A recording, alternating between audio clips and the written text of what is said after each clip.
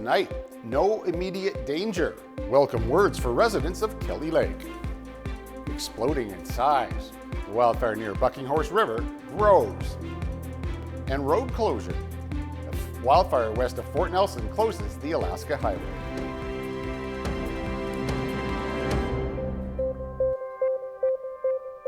Good evening and thank you very much for joining us. And we begin tonight with a Saskatchewan River wildfire now burning 5 kilometers from Kelly Lake.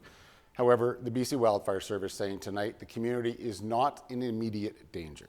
While they say things can change, the fire is expected to grow slightly towards the east, but is not moving directly towards Kelly Lake. While Fort St. John and Dawson Creek saw some much needed rain this weekend, that wasn't the case south of Dawson. There's also a warming and drying trend in the forecast this week. The Wildfire Service is concerned about a lack of humidity at night. Wind gusts up to 50 kilometers an hour also cause for concern. The fire started last Wednesday after a lightning strike. It's now grown to 3,901 hectares in size, and that's down by about 600 hectares from Friday's estimate. Close to 70 people have been evacuated. There's also an evacuation alert in effect for the area near One Island Lake, stretching to the BC-Alberta border. And for those fleeing the fire, emergency support services for evacuees have been extended. The Peace River Regional District has extended support for evacuees until next Sunday. The move is being made out of an abundance of caution due to uncertain conditions. The Regional District says those who are in need of lodging, food, or supplies should go to the Emergency Support Services Center in Dawson Creek, and the Support Service Center has since moved from Sudayton Hall to Dawson Creek City Hall. They're open daily from 9 a.m. to 1 p.m. And the Pocket Knife Creek wildfire has exploded in size. It's burning out of control 20 kilometers northwest of Buckinghorse River. The fire has almost doubled in size over the weekend. It's now listed at 4,374 hectares. Area restrictions are now in place. Getting to the fire has been proving difficult, so helicopters are fighting the blaze from above. 60 firefighters are currently headed to the scene. The fire is being described as a highly vigorous surface fire. It was discovered on May the 17th and was brought under control on May the 27th, but due to hot temperatures and high winds, the fire started burning out of control once again late last week. Wind gusts this weekend moving the fire northeast towards the Alaska Highway. And further north up the Alaska Highway, the road is closed between Steamboat and Toad River. A wildfire burning near Highway 97 has grown to 2,125 hectares in size. It's burning out of control 10 kilometers northeast of Summit Lake. The blaze is believed to be human-caused and has become just the second wildfire of note in BC this year. Drivers are being reminded to check Drive BC for road closures. 55 wildfires are currently burning across northeast BC. To Alberta now, where it's not just people affected by the wildfires, but businesses. A number of companies have shut down operations because of the danger, including Cenovus Energy. CTV's Kathy Lee looks at the impact of the decision and the fires burning next door. The latest from Cenovus is that only essential personnel remain at the Christina Lake oil sands operation, where the company began shutting down production last week. About 238,000 barrels per day of production has been impacted. The company says it's not aware of any damage to its infrastructure and expects a full restart of operations once it's safe. On the weekend, MEG Energy Corporation and Canadian Natural Resources also evacuated workers from their sites up north, the shutdown also impacting oil production. A wildfire in the Lac La Biche area in northern Alberta is impacting all 3 Calgary-based companies. That fire is still burning pretty good. It's about 61,000 hectares. And we're still working to get the perimeter around it to close it in. We're not there yet. So that fire is still listed as out of control. As for the wildfire situation in the province, Alberta Wildfire says cooler temperatures, higher humidity, and some rain over the weekend has helped crews on the ground. However, many of the wildfires that forced multiple communities to evacuate last week are still burning out of control. Up north, the Red Earth East Wildfire Complex did reach the community of Chipewyan Lake, and in a recent update, officials say they believe 27 structures were damaged, including the water treatment plant, the senior center, and the health center. In central Alberta, the mayor of Yellowhead County announced this morning that residents in that area will be able to return to their homes tomorrow. And in Saskatchewan, about 8,000 people have been forced from their homes by wildfire. But provincial authorities are warning that number could climb in the coming days. There are 15 active wildfires across that province. 6 of them are not contained. Aircraft from Alaska, BC, and Quebec are all providing assistance. To other news tonight, the Halsuk Nation on BC's Central Coast has ratified a new constitution. The nation says it will reset its relationship with the province and the rest of Canada while returning to a more traditional form of First Nations governance. Halsuk leaders signed the new constitution in a ceremony at the nation's big house in Bella Bella. In a referendum held earlier this year, 67% of Halsuk members voted in favor of the new constitution, which has been in the works for the past 2 decades. The document creates a framework that would see power and decision-making shared by the elected chief and council, hereditary chiefs, and the Women's Council. It gives us as Halsuk people the framework for moving forward together for the future that our ancestors dreamed of. Today we declare to the world that we, the Halsuk Nation, and governments are renewing and reclaiming our ancestral laws and authority. The new constitution is now in effect, the nation says. It'll guide its interactions with other levels of government and also industry when it comes to natural resource projects in its territories. Well, the owners of a BC ostrich farm facing a culling are considering moving its birds south of the border. The family that operates Universal Ostrich Farm in Edgewood says it may look into the process of moving the birds to the United States as a last resort. The family is also urging the Canadian Food Inspection Agency to consider the proposals by U.S. Health Secretary RFK Jr. to save the birds instead of culling them. U.S. Centers for Medicare and Medicaid Services Administrator Dr. Mehmet Oz has offered to relocate the birds to Florida. Minimum wage workers in British Columbia will be seeing a slight increase to their paychecks. As of June the 1st, the minimum wage in BC is now at $17.85 per hour. That's a 45-cent jump, which works out to a 2.6% increase. The increase is part of the province's ongoing commitment to the annual minimum wage to inflation. BC has the highest minimum wage among Canada's 10 provinces, but Nunavut has the highest minimum wage at $19 an hour.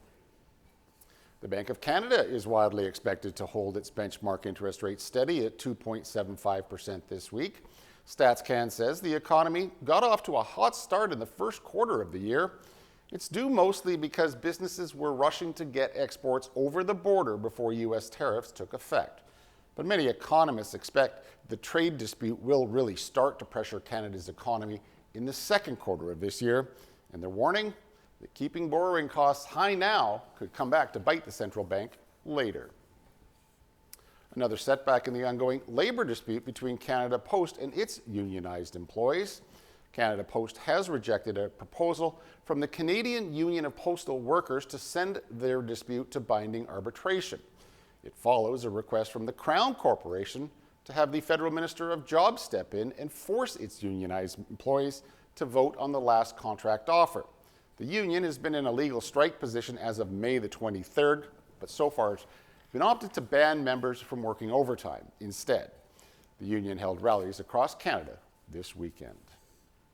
Well, it's the end of an era for a Canadian retail giant. Sunday was the last day of operation for Hudsons Bay stores.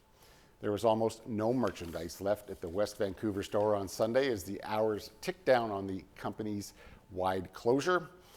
Shoppers hoping to score last-minute deals found just fixtures and mannequins for sale, but many came just to walk through the historic store one final time. Tell me why you've decided to come on the last day.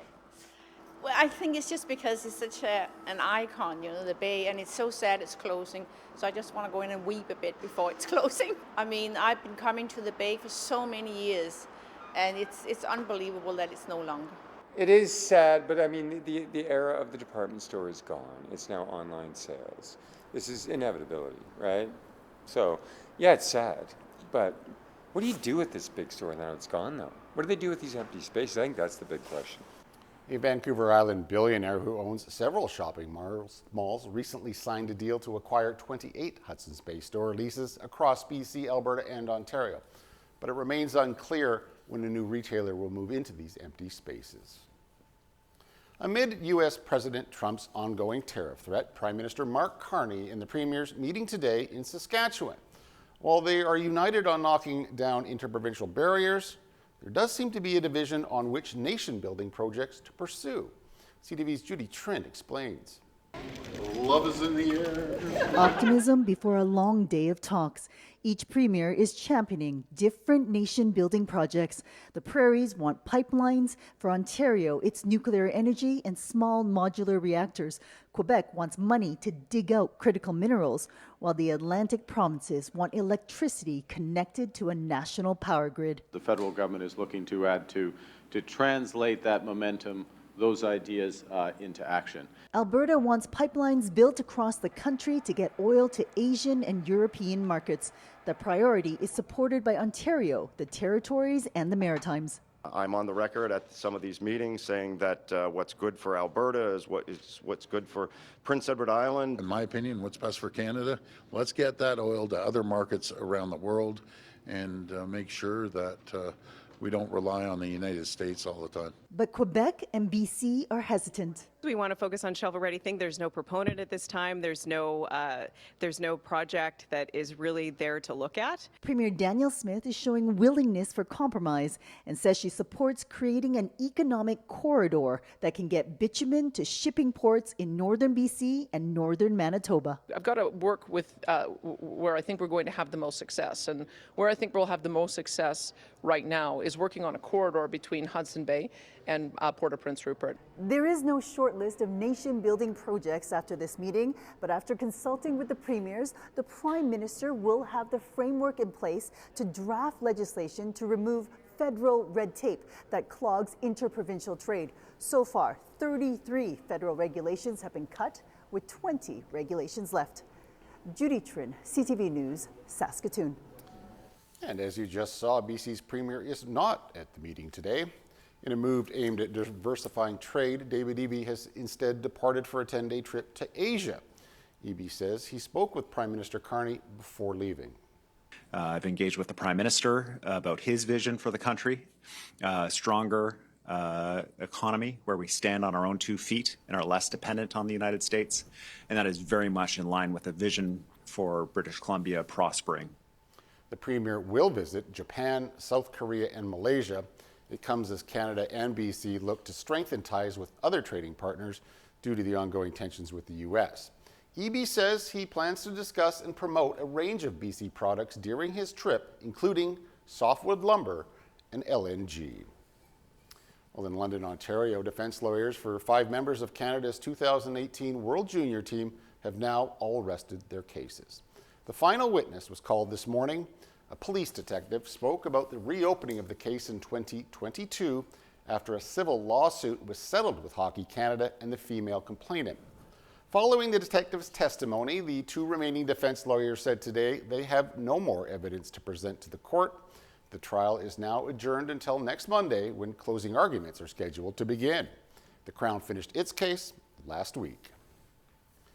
Well, on Sunday, Ukraine launched 117 drones on military bases deep inside Russia.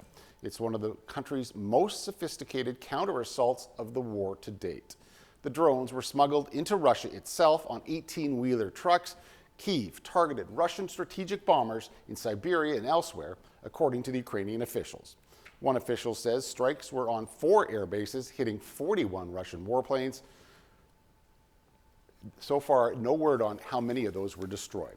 It came one day after Moscow fired its largest ever aerial attack on Ukraine on Saturday night.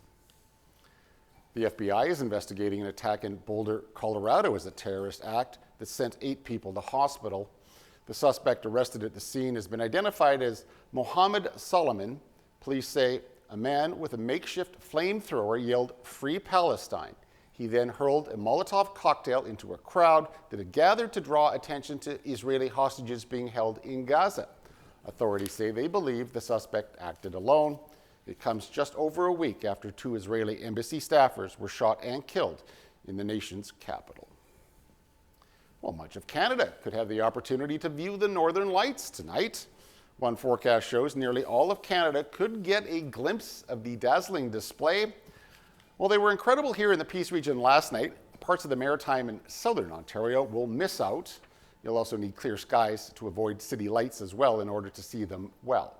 Mainly cloudy tonight in Dawson Creek and Fort St. John, but those in Fort Nelson may have a chance to see the Northern Lights. All right, speaking of mainly cloudy tonight, stay tuned. I'll be right back with sports.